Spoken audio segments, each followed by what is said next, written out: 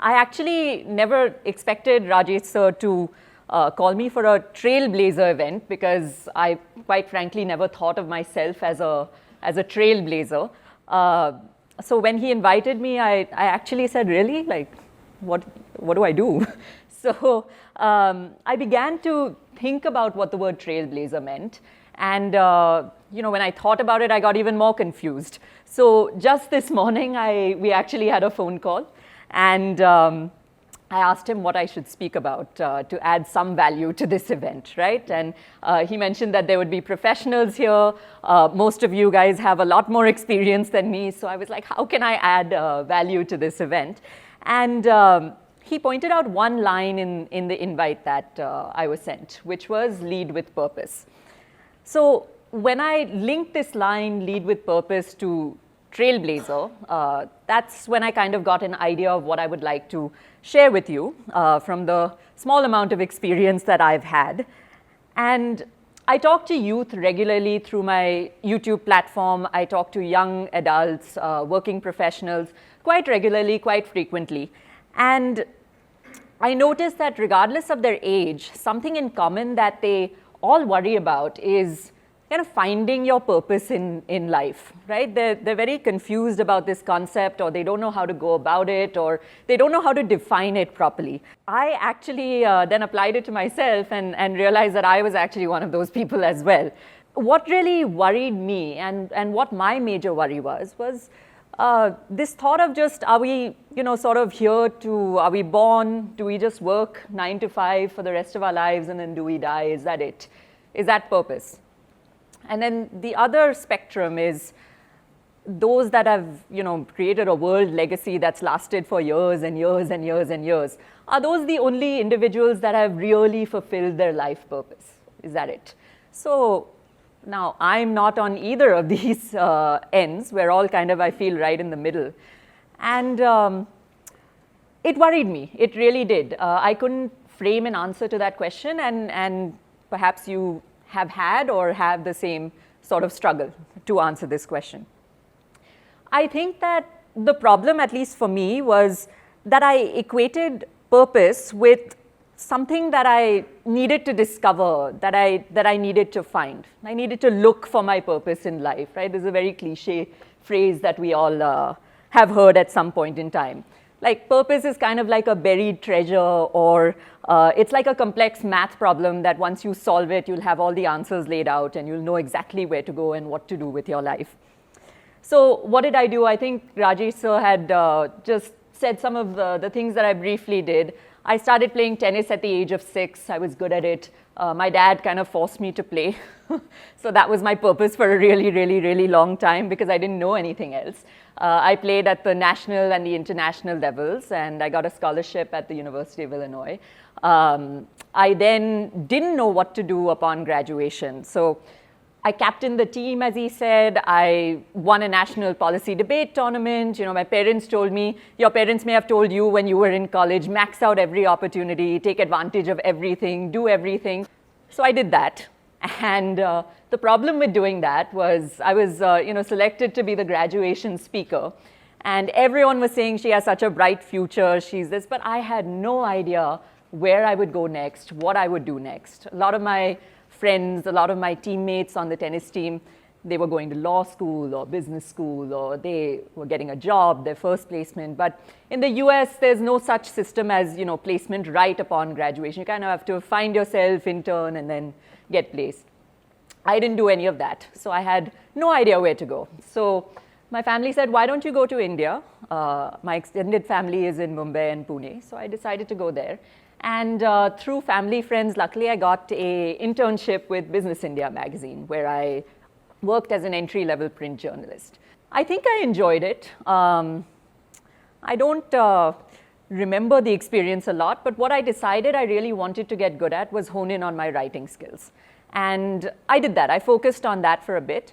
But I always had this flair of, digital is going to be the future. I wanted to be in broadcasting. I thought that, my presentation skills were my voice is loud, right? So that was helpful. Presentation skills were strong, something that I could develop. So I kind of wanted to get out of the print world. But in reality, I actually felt like, I don't know how to give an analogy. Have you guys seen that, are you guys familiar with that cartoon, the Roadrunner and the Coyote? So the Roadrunner, when he just runs, he suddenly does a break and then he goes like beep beep and then he just looks around. So I kind of equated myself to that. There was just a sudden stop after I graduated. And then I was just kind of looking around because I didn't know what to do next. I was just kind of going in the flow of everything. So I decided that broadcast journalism excited me. Whenever I watched the news, I got super excited at anchoring, and I was like, I want to do something in this. But nobody would take an entry-level print journalist seriously, right? So I decided that a master's degree would help. So I applied to the London School of Economics and got in, and they gave me a dean's fellowship to go to the University of California, where I got another master's degree in journalism. And after having studied economics, media, communications, multimedia journalism, it was actually a very eye-opening experience for me. I decided that I wanted to become a journalist, so I figured that I finally have this purpose in my life. But then, my parents very quickly got me back down to reality because I was ridden with student loans, and journalism salaries, as you know, are not going to cover them, right? So the next, I guess, purpose you can say was paying off my student loans. So I decided to move to Washington, D.C. I had interned with, at that time, Senator Barack Obama. So he let me kind of work with him part-time, which was really exciting. And then I worked in consulting. The paycheck was slightly higher, and I was able to pay off my loans. So I did that for a couple of years. But I noticed that I was in my mid-20s at the time, and I was seeing the famous Facebook page, right, where everyone is getting married, everyone is having kids, everyone is getting promotions. I saw venture capitalists. Some of my alums were doing really cool things. I remember one girl, she was in my consulting firm, and I really admired her. I thought she was really pretty, and I would go to her office and just be like, I admire you so much, and she used to guide me and mentor me.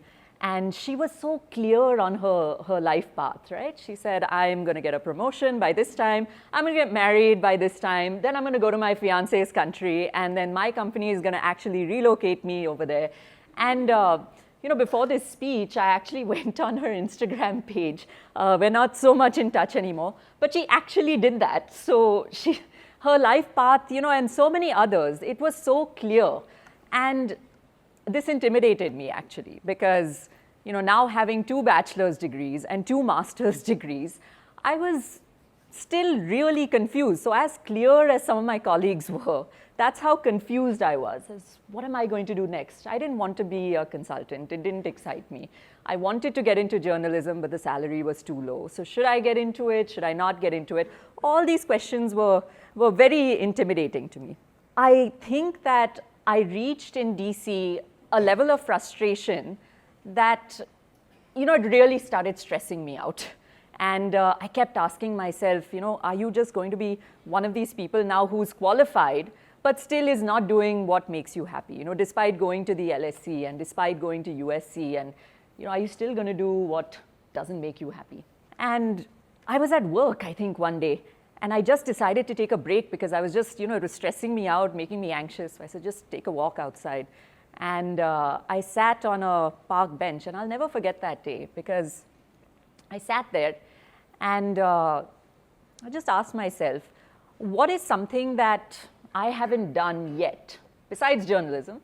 What is or broadcast journalism? What's something that I haven't done yet, or what's something that I haven't achieved yet that I can go for, that I can do, that I can work towards right now with the situation that I have? And one thing came very clearly in my head. I'm not sure why it came that clearly, but one thing that came clearly was Harvard. And I thought about it. I was like, why did that come in my head? Because Harvard certainly does not have any focus on journalism. So I was like, why did that thought come in my head? And I discovered, I just self-reflected, and I had always wanted to go to Harvard. Legally Blonde, I don't know if you guys have seen that movie. It's a chick flick, so I'm looking at all the, it's one of my favorite movies. And I was like, I want to be her, when I was younger. So I was like, maybe that's why it came into my head, or I don't know. But I was like, I really want to go for it. And that night itself, I actually opened up the Harvard homepage and the application homepage, ordered my GRE books, and started studying. And that was the only school that I applied to, and I actually got in. And I told my parents thinking that they would be really, really happy. And they were like, Priyanka, you just graduated, you just paid off all your loans, you spent 2 hours doing that, and now you want to do it all over again. So I said, yeah, well, I didn't really consider the cost part. But luckily, they gave me some aid. So I was, and my parents were also very supportive at the end. They said, no, it's Harvard, and you have to go and experience it. After graduating Harvard, things started kind of falling into place, at least for me. I enjoyed the experience so much, more than my other 2 graduate schools, for sure. And upon graduating Harvard, I would say, I had several job offers.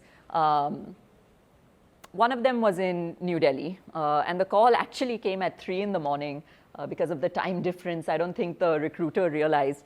And I thought it was, somebody in my dorm just pranking me because they like to do that for some reason. So I actually slammed the call on them because I was like, who are you? Like, why are you calling me at this time? Is this a time to call? And if this is Calvin from like room 22C, I will get you tomorrow morning for sure. So they were like, no, ma'am, this is for real, this is for real. But the offer was actually to start a digital platform during an election year. And having worked for Barack Obama, I think in the communications field, I thought that this was a very exciting thing to do. When I asked them about the salary, when I asked them, it was much lower than all the other offers that I had. The other offers I had were in New York, Chicago, Boston, all 6-figure salaries, and they were all actually in journalism and communication, so right down my line. But the difference was that, one, this was an election year, so it's not going to come again. And doing political reporting in an election year is very, very exciting. It's kind of like a once in a lifetime opportunity. Otherwise, you have to wait for another 5 years. And I don't know where I'm going to be in 5 years. And the second thing was, regardless of the money was enough. And I was like, well, I'd rather be, dealing with a lesser paycheck now than 5 years from now. Right? And taking that hit later. So when I told my parents this, they were like, again, I think I give my parents regularly intervaled heart attacks because they were like, Priyanka, now after graduating, now you finally can afford to get into journalism. Now after all that, now you want to switch continents, because it was certainly the most inconvenient offer for me. I was in Boston at the time. My parents, actually, I grew up in Chicago, so we have a base in Chicago as well. So they were like, after all that, Priyanka, you want to take a massive pay cut and you want to switch continents. We don't have any family in Delhi. What are you doing with your life? So they definitely thought I was a lost case. And after I just said, you know what, I'm going to do it. This is my decision. I'm going to go. After all that, they came down and they flit between, they're retired now, so they go between Chicago and Pune. And they came down the first month that I had settled into Delhi. And my dad was like, so you're doing, election work, you're doing digital work. What exactly are you doing? And I told my dad that, several degrees later, several work experiences later, I told my dad, I'm actually a YouTuber. So he was, that smile just directly went into a frown because he was like, wow, okay. So I was like, okay. So my platform, New India Junction, what we conceived during election year was to cover the positive development across the country, whether it's tier 1 or tier 3. So we went all across the country and primarily covered a lot of the government schemes that were going on, and not just government work, obviously. We covered things like, I think, what he was talking about, whether electricity had reached villages, aspirations of the youth. All these things got covered during election year. We even went to places like Amethi and covered some of the problems, what people were facing at that time. So coming back to purpose, right? Lead with purpose. I feel that in the little experience that I've had now being a YouTuber for the past year and a half, purpose does not really hide from you, and it's not like a math problem to solve, right? Which is what I spent so much time doing. I think to me at least, purpose is being more present. So I wouldn't say it's my purpose in life to be a YouTuber. I think my parents will still like look down upon that for sure. I wouldn't say that though. I think the real question that I ask myself now is, when I wake up in the morning, I just ask myself, Priyanka, what are you going to do today with this YouTube channel? What is going to have the maximum impact in a positive way? And with my platform to this day, in a year and a half, we've been able to cover incredible infrastructure. We've been able to cover incredible development, what some of the entrepreneurs are doing in this country, some of the industry experts are doing for the country, and things like this, the wonderful, wonderful work that you're doing. So maybe we'll cover you next. But I also got to see, as I said before, that despite being in the year 2020, some people did not have access to a lot of these things. So got to cover that as well. And for the first time in my life, I've traveled extensively all over India, from tier 1 to, I would even say, no official term for it, but tier 4. And people don't have it. But I found that youth was still very, very aspirational. And I kind of want to tell all of you in this room, despite our experience levels, that everyone on this planet has a purpose, and all of you have a purpose. But the one thing you can't do is think of it. It doesn't come from your brain. You can't map it out, you know? So for me, purpose at this point in time is not what am I going to do in 5 years, what am I going to do in 10 years, you know, I'm going to get married and the company is going to relocate me and this is going to happen in 10 years. But for me, purpose actually comes from the heart. It's very intuitive, because I realized, why did I have so much fun at Harvard and not the LSE? You know, at same sort of circumstances. And I realized that the first time that I went and sat on that bench out of frustration, right? It was my heart talking to me for the first time. And I listened to it. At Harvard, I literally went with the flow and said, you know, at the end of this, I'm just going to see what to do. And I really had fun at Harvard. I maxed out every single thing that I did over there. And then the New Delhi offer, when it came, you know, despite the pay cut and despite the circumstances, it was very inconvenient. It's been one of the most incredible journeys that I've ever sort of experienced in my life. You know, I never thought that I would have this opportunity. And, you know, my first video, I think I shared this with you, but the first video I did, it had a grand total, and I still looked at it, it's still in single digits. So if you somewhat like me after this speech, you can maybe add a few views to that video. But it had five views, the first video. And 3 of those views were me and both of my parents, and that too, I made them watch it, right? My mom was not even interested after 1 minute. She was like, yeah, good video. But I was like, no, watch it, because then it counts as a view, right? You have to watch it for a certain amount of time for it to actually count. So she was like, okay, fine, what have you done, you know? And then 2 more, so I really thank those 2 people. But I find that along with purpose, and I'll just wrap up with this, I think along with purpose, it's as important, I think even more important, to sit and ask yourself why, right? So why are you doing the thing that you're doing? And that's something that I ask myself every single day. Why am I, just for a simple video that we're making, a 2-minute video, what is the purpose of this? And why am I doing it? What's the angle to me? The most important and the most successful videos that we've had is when the purpose and the why has been crystal clear. So the video that Rajesh sir was talking about was actually an answer back to, I don't know how many of you saw the John Oliver piece on India that came out very recently, but he basically bashed India. He bashed India in a 20-minute piece, and he bashed the Prime Minister as well. And so whatever it is, and I don't want to get into politics or anything like that, but I wanted an answer back to that video. I wanted to do an answer back, and I wanted to do an objective answer back, because I felt some of his sources were incorrect. They were very one-sided, and some of the context was missing in his arguments. So I did an answer back to him, so please watch that as well in your spare time.